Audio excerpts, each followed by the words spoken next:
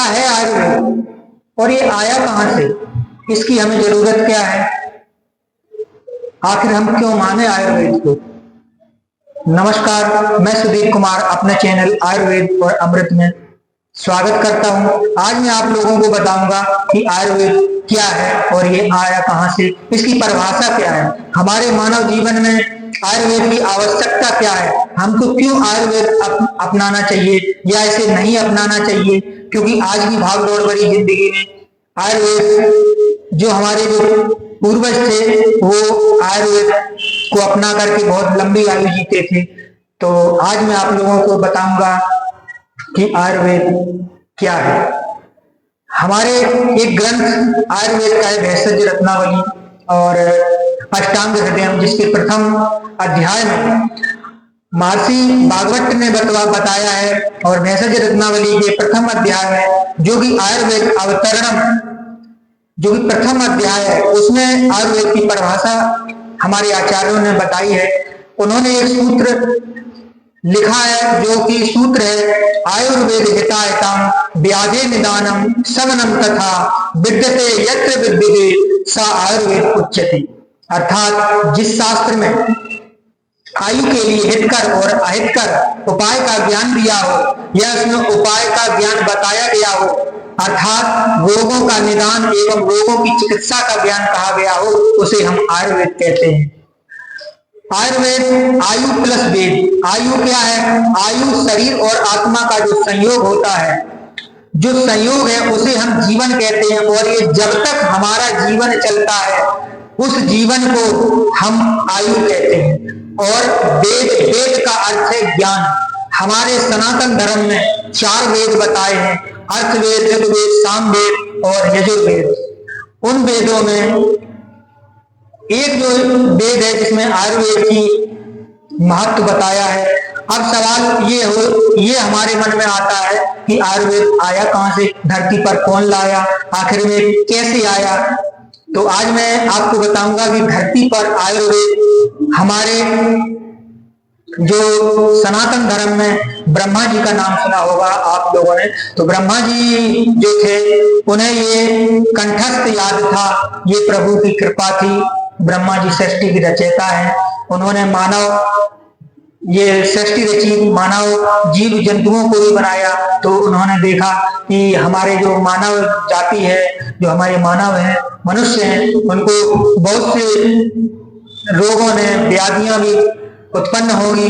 तो उन्होंने मानव कल्याण के लिए ये आयुर्वेद का ज्ञान सबसे पहले दक्ष प्रजापति को दिया और दक्ष प्रजापति ने ये आयुर्वेद का ज्ञान अश्वनी कुमारों को दिया और अश्वनी कुमारों ने आयुर्वेद का ज्ञान देवराज इंद्र को दिया और देवराज इंद्र ने इस आयुर्वेद का ज्ञान महर्षि भारद्वाज जो कि इंद्र के पास सशरीर स्वर्ग में जाकर भगवान इंद्र से आयुर्वेद का ज्ञान कंठस्थ याद करके धरती पर आए, जो मानव कल्याण को आयुर्वेद के ज्ञान को मानव कल्याण के लिए उन्होंने इस आयुर्वेद का ज्ञान अत्रे ऋषि, अग्निवेश, भेड़, चतुकर्ण, पाराशर अनेक ऋषियों को उन्होंने इस आयुर्वेद का ज्ञान दिया और उन ऋषियों ने इस आयुर्वेद को अलग अलग अपनी अपनी नाम से उन संहिताओं का रचना की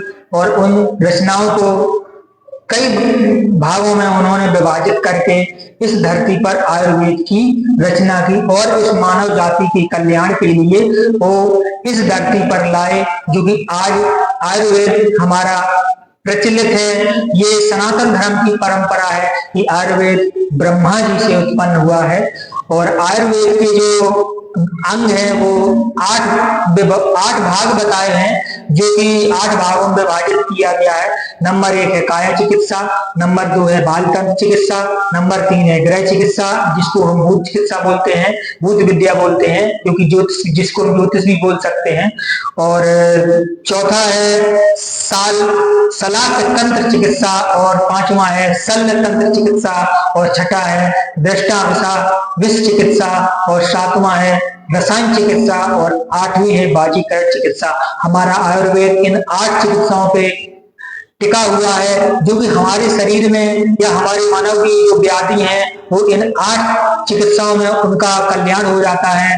तो आज के लिए मैं आप लोगों को यही बताने आया था कि आयुर्वेद मानव जीवन में बहुत उपयोगी है। इसको हमें अपने जीवन में इसको धारण करें या इसको अपने ऊपर लागू करें, क्योंकि आज की भागदौड़ भरी जिंदगी में हमारा वातावरण, हमारी जो दिनचर्या है, जो हमारा खान पीन है, वो बहुत ही गलत है। जो कि बहुत सी खान पान में जो कि रसायन का प्रयोग किया जाता है। आयुर्वेद हमें बताता है कि आयुर्वेद से यदि व्यक्ति आयुर्वेद का पालन करे तो 100 वर्ष की उम्र तक वो जीवित रह सकता है, अपनी आयु को 100 वर्ष तक जी सकता है। इसलिए मैं आप सभी लोगों को ये हाथ जोड़कर प्रार्थना करता हूँ कि आप लोग आयुर्वेद को अपनाइए और आयुर्वेद से जीवन जिए, तो कि आपकी जीवन आयु लंबी हो, आपका भविष्य लंबा हो और आप एक सुखी जीवन व्यतीत कर सकें। और मैं आज आप लोगों को ये बताने आया हूँ कि मैं आयुर्वेद का नहीं जानता था, मुझे आयुर्वेद का कोई ज्ञान नहीं था, मैं बिल्कुल आयुर्वेद से अनभिज्ञ था। एक बार मुझे क्या हुआ कि मुझे विषम ज्वर हो गया। मैंने बहुत जगह चिकित्सा करवाई, मुझे इस रोग से निजात नहीं मिलती थी। तो मैंने इस रोग की चिकित्सा के लिए मैंने एक YouTube पर वीडियो देखी, जो कि श्री नित्यानंदम श्री गुरु जी को मैं प्रणाम करता हूँ। मैंने उनकी वीडियो में उन्होंने एक पेशेंट को जो कि विषम ज्वर से पीड़ित था, उन्होंने उसको वो चिकित्सा, वो उसको दवाई और दिनचर्या, उसका आहार विहार जो उन्होंने बताया, मैंने पंसारी की दुकान से वो दवाइयाँ खरीदी, कुछ खुद बनाई, कुछ देसी दवाइयाँ मेडिकल से ली और मैंने उन दवाइयों को यूज किया। और मैंने अपने विषम ज्वर को 21 दिन बाद जो मैं कई साल से परेशान था, मैंने उनके मार्गदर्शन में, उनकी वीडियो देख देख करके मुझे 21 दिन में उस रोग से निजात मिल गई। तो मुझे एक अपने मन में एक विश्वास जागा कि आयुर्वेद इतना बड़ा चमत्कार कर सकता है। तो मैं उन प्रणाम करता हूँ अपने गुरु श्री नित्यानंद श्री महाराज को, जिन्होंने मुझे आयुर्वेद का ज्ञान दिया, जिन्होंने मुझे आयुर्वेद के लिए प्रेरित किया। मैंने उनकी वीडियो देखकर अपना जो व्याधि थी मैंने उसको ठीक किया। उसके बाद मेरे मन में आयुर्वेद को जानने की इच्छा हुई, तो मैंने बहुत सारी जो आयुर्वेद की पुस्तकें हैं मैंने उनको मंगाया, जो कि भेषज रत्नावली है, अष्टांग हृदयम है और रसतंत्र सार संग्रह के 1-2 भाग और क्या नाम माधव निदान के 2 भाग और एक किताब मैंने और मंगाई जिसका मुझे नाम याद नहीं है। मैंने उन किताबों का अध्ययन किया और मैं जब भी मुझे टाइम मिलता है खाली समय में सिर्फ आयुर्वेद की किताबों को ही पढ़ता हूँ। और मैं आयुर्वेद की लीला बहुत ही निराली है। इसलिए मैं आप सभी लोगों से हाथ जोड़कर विनती करता हूँ कि आप लोग अपने जीवन में आयुर्वेद को अपनाइए।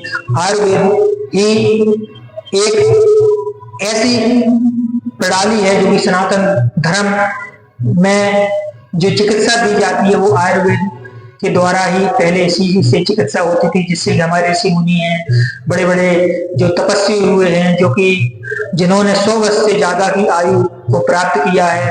तो आज के लिए बस इतना ही। मैं आप सभी लोगों को प्रणाम करता हूँ। नमस्कार।